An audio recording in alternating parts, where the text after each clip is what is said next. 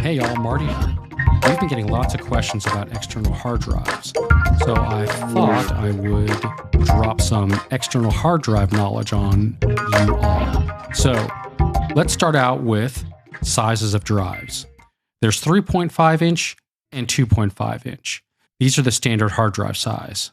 A 3.5 inch drive is not something people are using too much these days unless you're building an enclosure with hot swappable drives, which means you can pull hard drives out, put them back in on the fly, as well as having multiple drives in one enclosure at the same time. This isn't necessary unless you're doing some serious backing up or you're running servers or anything like that.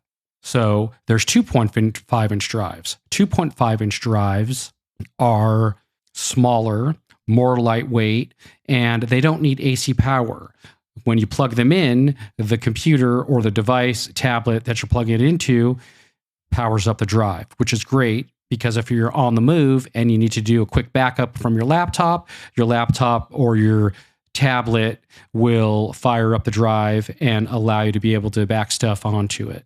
Hey all, Marty here. I wanted to invite you to our live call every Tuesday, 1 p.m. East, 10 a.m. West in the ACB community. If you want to listen live, you can tune in on ACB Media 5 or bring your questions live. Check us out in Clubhouse or visit acb.community to get more information about how you can join the Zoom calls. The replays are also shared on your favorite podcast platform. Search for Unmute Presents.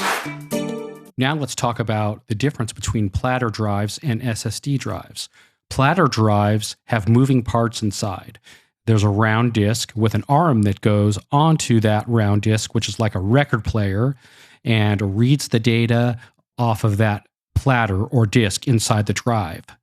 That disk or platter spins around and it can only go so fast. So those drives tend to be slower. Then we have SSD drives, which is solid state drive. These drives have no moving parts inside and they tend to be much faster. So that would be the best way to go. They're also a little bit more durable if you're going to be throwing it in a go bag, moving around, things like that. There's 3 different kinds of connections. So the first connection is USB-A. That would be the slowest of the 3. Then the next up would be USB-C. Typically, that's much faster. And thirdly, you have what's called Thunderbolt, which would typically be the fastest.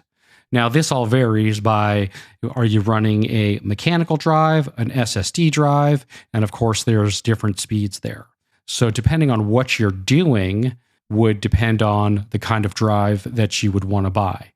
So for example, if all you're doing is backing up files to the drive, then a mechanical drive with USB-C would be fine. If you want something a little bit more durable, you can go with a solid state drive and it can be USB-C. So that would be much faster than USB-A. That's a mechanical drive. Now, if you were going to go with a USB-A, since it's cheaper, you can get more hard drive space, more bang for your buck. So for example, a USB-A drive that's 2 terabytes will run you, I would say, anywhere $60 to $70, which is great if all you're doing is backing stuff up. You don't need the speed. You're not working off the drive. This would just be for backing up files. If you're doing video editing, audio editing, stuff like that, then definitely you would want a faster drive, which means you'd want to take a look at bumping up to an SSD drive, solid state drive, and you probably would want to go with USB-C or Thunderbolt for faster data transfer rates.